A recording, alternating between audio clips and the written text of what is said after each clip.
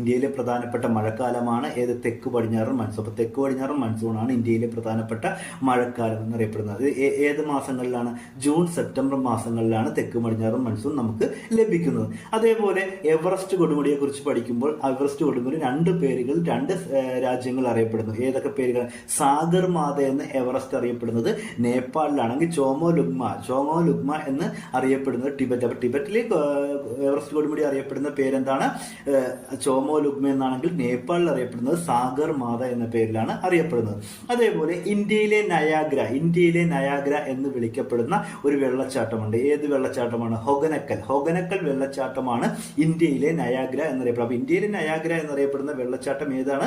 ഹൊഗനക്കൽ വെള്ളച്ചാട്ടമാണ്. അതേപോലെ നലബാൻ ദ്വീപ് എന്ന പക്ഷി സങ്കേതം സ്ഥിതി ചെയ്യുന്നത് ഏത് തടാകത്തിലാണ് എന്നൊരു ചോദ്യമുണ്ട്. എന്താണ് നലബാൻ ദ്വീപ്? അതായത് ചിൽക്ക തടാകത്തിൽ സ്ഥിതി ചെയ്യുന്ന ഒരു പക്ഷി സങ്കേതമാണ് നലബാൻ ദ്വീപ്. നലബാൻ ദ്വീപ് എവിടെ സ്ഥിതി ചെയ്യുന്നത്?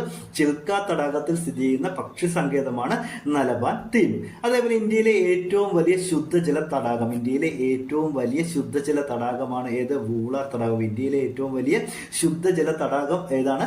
വൂളാർ തടാകമാണ്. അതുപോലെ തടാകങ്ങളുടെ നഗരം എന്നറിയപ്പെടുന്ന രാജസ്ഥാനിലെ ഒരു പട്ടണമുണ്ട്. തടാകങ്ങളുടെ നഗരം എന്നറിയപ്പെടുന്ന രാജസ്ഥാനിലെ പട്ടണമാണ് ഉദയപൂർ. അപ്പോൾ വടക്കേ ഇന്ത്യയിലെ ഏറ്റവും വലിയ ശുദ്ധജല തടാകമാണ് വൂളാർ തടാകം.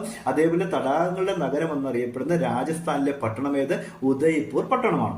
അതേപോലെ ഇന്ത്യയിലെ ഏറ്റവും ചെറിയ കേന്ദ്രഭരണ പ്രദേശം ഏത് എന്ന് ചോദിച്ചാൽ ലക്ഷദ്വീപാണ്. അപ്പൊ ഇന്ത്യയിലെ ഏറ്റവും ചെറിയ കേന്ദ്രഭരണ പ്രദേശം ലക്ഷദ്വീപാണ്. ഈ ലക്ഷദ്വീപിന്റെ ആസ്ഥാനം കൂടി പഠിച്ചിരിക്കുക. ലക്ഷദ്വീപിന്റെ ആസ്ഥാനം കവരത്തിയാണ്. അപ്പൊ ഇന്ത്യയിലെ ഏറ്റവും ചെറിയ കേന്ദ്രഭരണ പ്രദേശം ലക്ഷദ്വീപാണെങ്കിൽ ലക്ഷദ്വീപിന്റെ ആസ്ഥാനം കവരത്തിയാണ്. അതുപോലെ ഇന്ത്യയിൽ കടൽ തീരം ഏറ്റവും കൂടുതലുള്ള സംസ്ഥാനം ഏത് എന്ന് ചോദിച്ചാൽ ഗുജറാത്താണ്. അപ്പോൾ ഇന്ത്യയിൽ ഏറ്റവും കൂടുതൽ കടൽ തീരമുള്ള സംസ്ഥാനം ഏതാണ്?